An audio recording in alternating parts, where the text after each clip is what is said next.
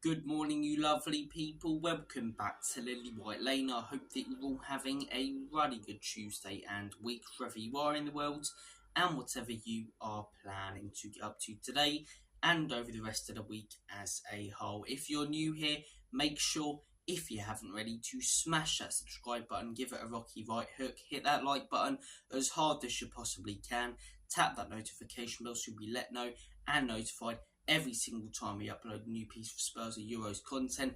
And finally, comment all of your thoughts and opinions down below. Quick disclaimer, I do apologise if you hear any strange noises. I have to have my window open because it's bloody, well, like Mark in Peep Show, it's too bloody hot at the minute.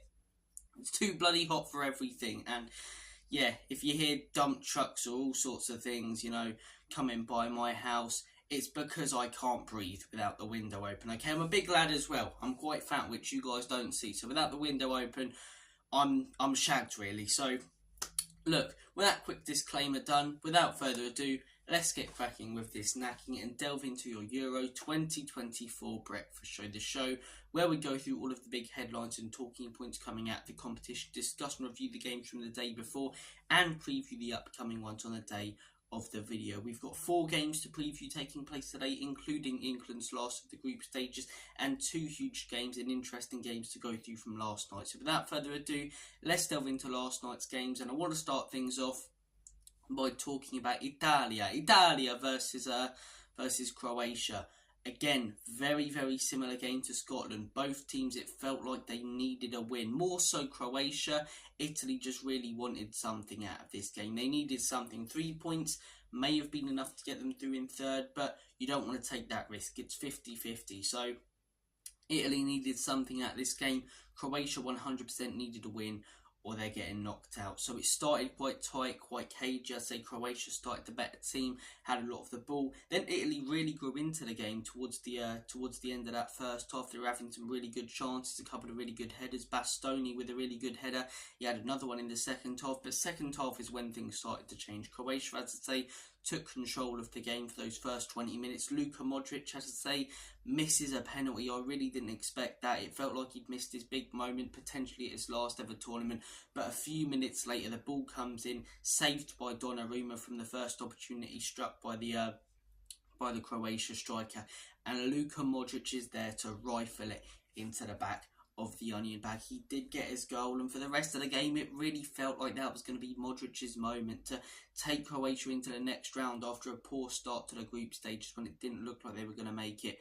But Italy, out of nowhere really, having a lot of the ball, a lot of the possession, but not really creating chances like they were, especially in those last 20 minutes of that first half, score an absolutely fantastic goal. Caliafori sprints forward. He's been excellent this tournament. He really, really has, and he's a player I'd absolutely love at Tottenham. When these tournaments always come around, you get 1 or 2 players who really stand out and are worth like 50 to 60, if not more than that after.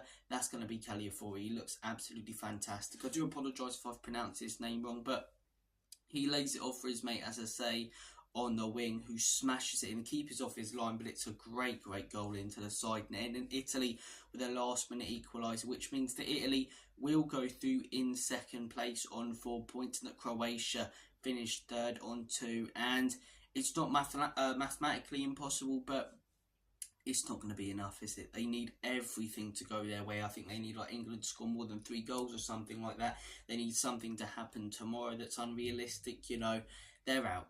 They're out, and it is a sad one because it feels like this sort of golden generation that they had is coming to an end, but they've also got some great young players coming through, and maybe at the next World Cup we see more of those young players.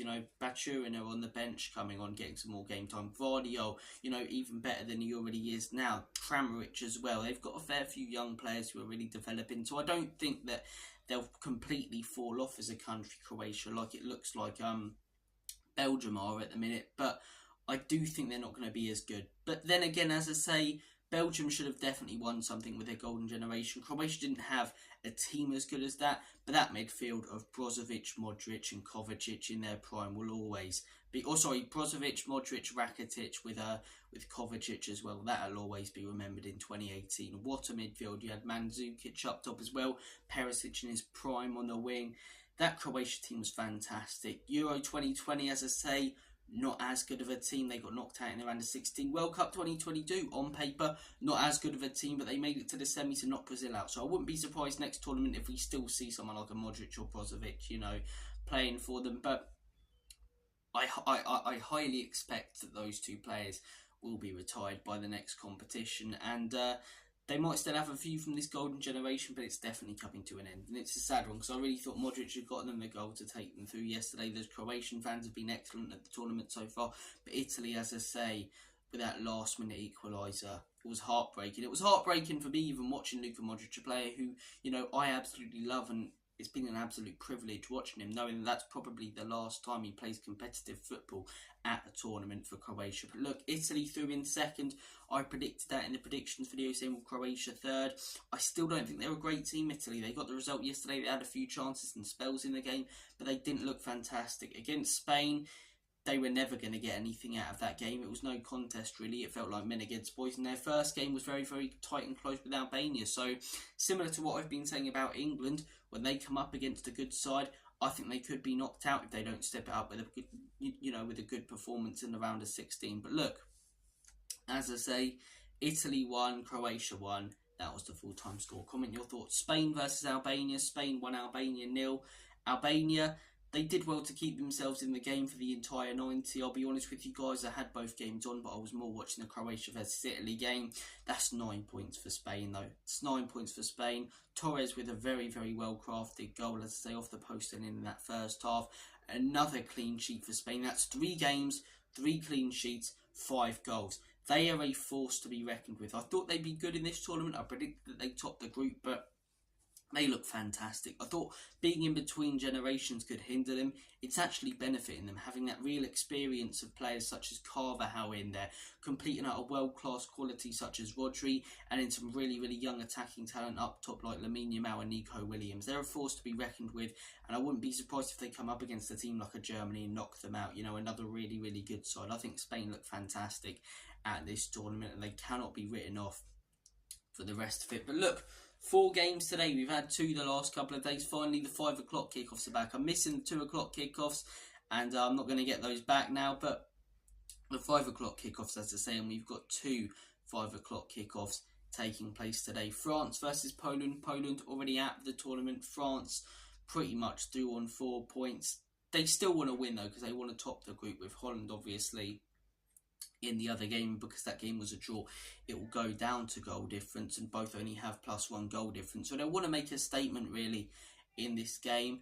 I think they will. I think Poland will be sort of it can benefit Poland being out, because they ain't really got anything to play for, no pressure. But I don't think it will. It could work out that way, but I think it'll work out the opposite way of players not really giving a shit because they don't really have much to play for. So I'm saying that Poland get hammered by France. I'm saying 3-0 France. 4-0 France. I'm going to say France batter Poland like a haddock down your local fish and chip shop. France 4, Poland 0. Your next 5 o'clock game, the one I'll personally be watching, Holland versus Austria.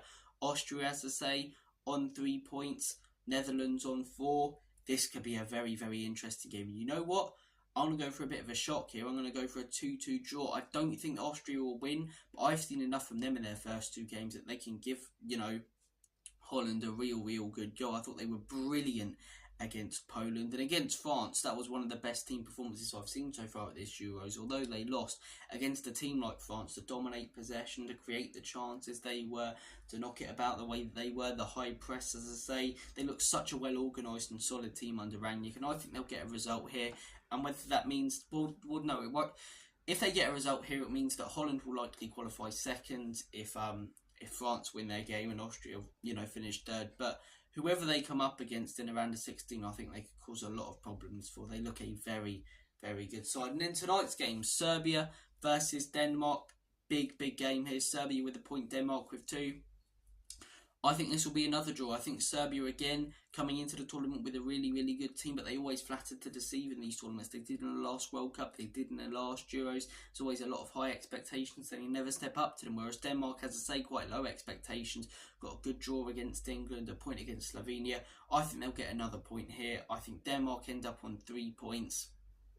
and are hoping that England do the job against Slovenia so that they can get second. And I do think that England will do the job against Slovenia. What I care about more, though, I mean, we're already qualified. I would rather England draw this game 2-2, but play Slovenia off the park, create some brilliant chances, high press and play beautiful football, the win it 1 or 2-0 playing crap like we have done in the last few games. I don't just think it's about the result for in this game for England. I think it's about the performance. But I'll discuss that more in depth, obviously, tomorrow morning when we review today's games. My thoughts on the lineup, my thoughts on the performance, everything. If you want to hear all my thoughts so far on England in the tournament, I let them out. I let out my frustrations on the breakfast show after the Denmark game, so check that out. But look, guys, looking forward to the games later, 4 of them to tune into. Comment down below which games you guys will be watching. Will you be watching the France-Poland one at 5, the Holland-Austria one? Will you be watching England at 8? Or are you, as I say, living under a rock and you're not watching England? Or you're just a sad individual who isn't supporting England during this tournament? Although you're probably not a sad individual if you're not supporting England in this tournament. You're probably a happy individual because you don't have to witness that shit that we're putting on the pitch every week. But look, nevertheless, thank you guys for watching. Take care of yourselves. All the best. As always and forever, Common You Spurs. Enoch and leave you out. In Big Andrew Trust. I can't speak, guys. I do apologise for coming out with some absolute nonsense this morning. I am boiling hot. I'm sweating. I'm riddled with hay fever. Shit, really. But nevertheless, as I say, up the England. Come on, the Euros.